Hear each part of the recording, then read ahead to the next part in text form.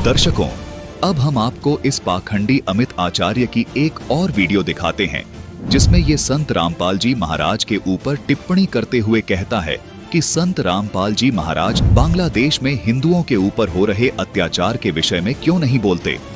देखिए यह वीडियो। बांग्लादेश के अंदर सबसे ज्यादा दलित समाज मारा गया, जिसका विरोध यहाँ के ब्राह्मणों ने, हिंदुओं ने खूब किया।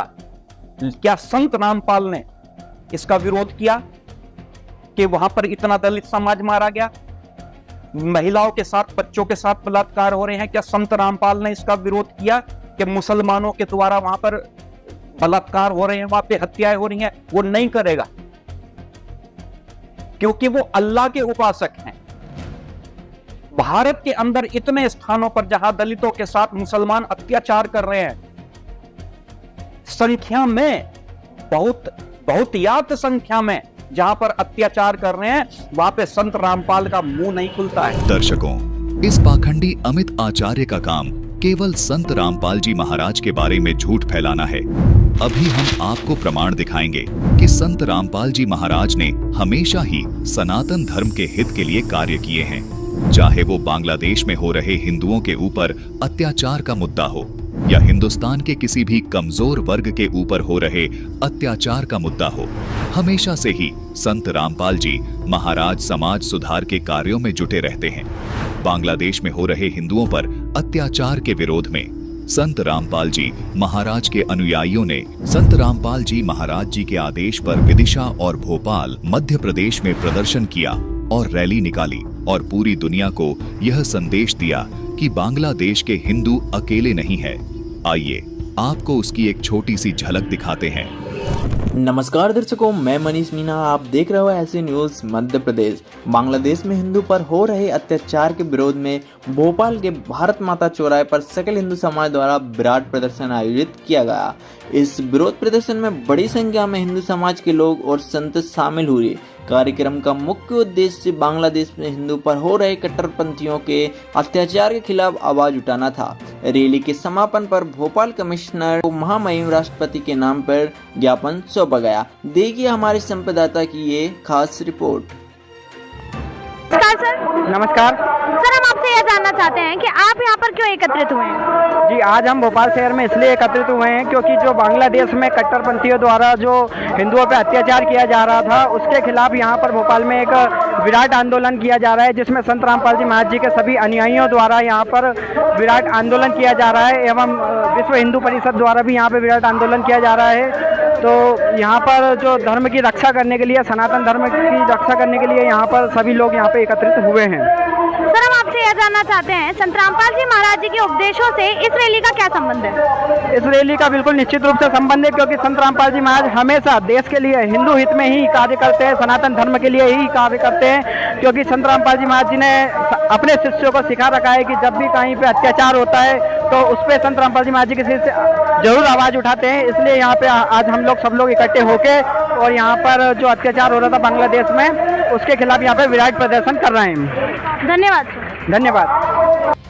दर्शकों, जितने भी लोगों के मन में ये भ्रांति थी कि संत रामपाल जी महाराज जो हैं वह हिंदुओं का विरोध करते हैं, सनातन धर्म का विरोध करते हैं, तो आज ये जो हिंदुओं के समर्थन में जो रैली निकाली जा रही है, उससे ये इतना तो प्रमाणित हो चुका है कि संत रामपाल जी महाराज सनातन धर्म के विरोधी नहीं है, वे सनातन धर्म के सच्चे हितैषी हैं। दर्शकों, संत रामपाल जी महाराज हमेशा से ही हिंदुओं के साथ खड़े रहे हैं, क्योंकि संत रामपाल जी महाराज एक सच्चे सनातनी संत हैं और उनके सभी अनुयायी पूरे विश्व में सत्य सनातन धर्म प्रतिष्ठित करने में संत रामपाल जी महाराज का सहयोग कर रहे हैं।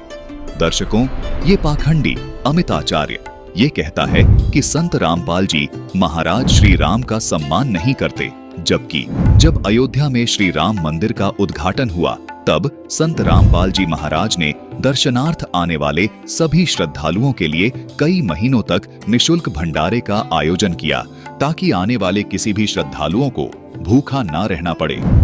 आइए आपको उसकी भी एक छोटी सी झलक दिखाते हैं। मैंने गुरुजी का फर्स्ट ऑफ ऑल नाम पहली बार सुना है यहाँ आते ही, और मुझे जो भी यहाँ पे सुविधाएं मिली है, मैं फैन हूँ गुरुजी की। अब ये सेवा बहुत ही बढ़िया है। यहाँ का सेवा देख के हम बहुत ही धन्य, ऐसे लग रहा है कि राम जी का ही दर्शन हो गया हमें इधर आकर, ऐसा ही लग रहा है अभी। यहाँ पर कोई साफ सफाई की सारी व्यवस्था सही है? सही है, वन एक नंबर है, एक नंबर है। सर, संत रामपाल जी जो है उनके माध्यम से ये आयोजन किया गया है भंडारा का।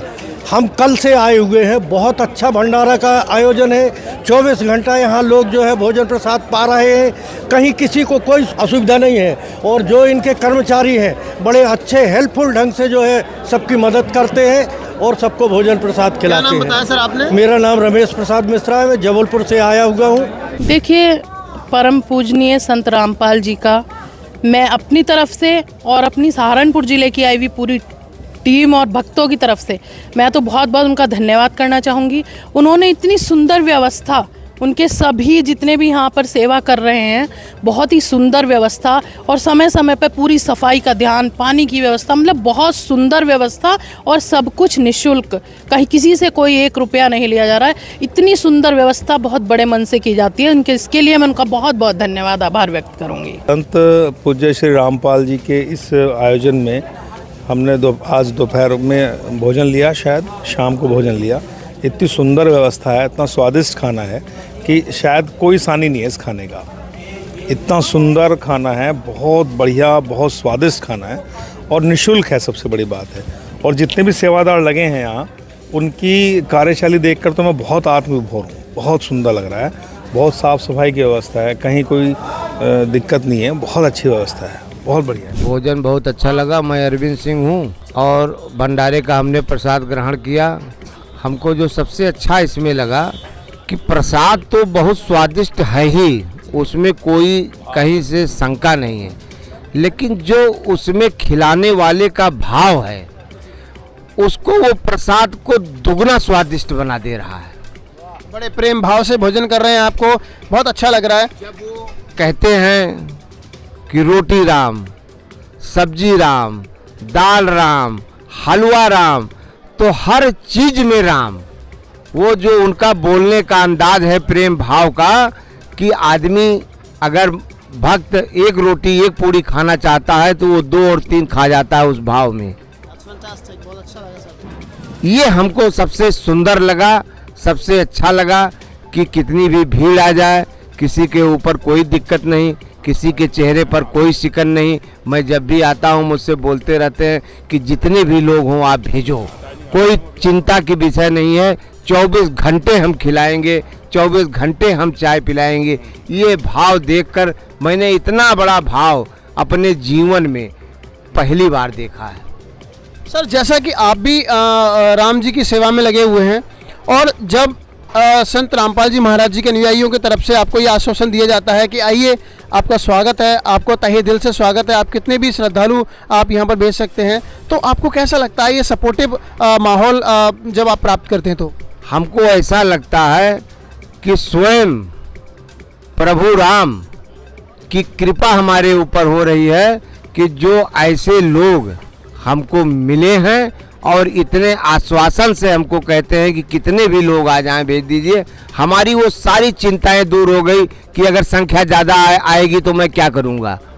अब मैं एकदम निश्चिंत हो गया हूँ कि कितनी भी संख्या आए, हमारे पास ऐसे संत जी के, रामपाल जी के शिष्य गण यहाँ पे हैं कि हमने अब सारी चिंता संत रामपाल जी पर छोड़ दिया। Thank you so much sir. और कुछ कहना चाहेंगे? आपको कैसा लगा इन लोगों का व्यवहार? हमको बहुत अच्छा लगा।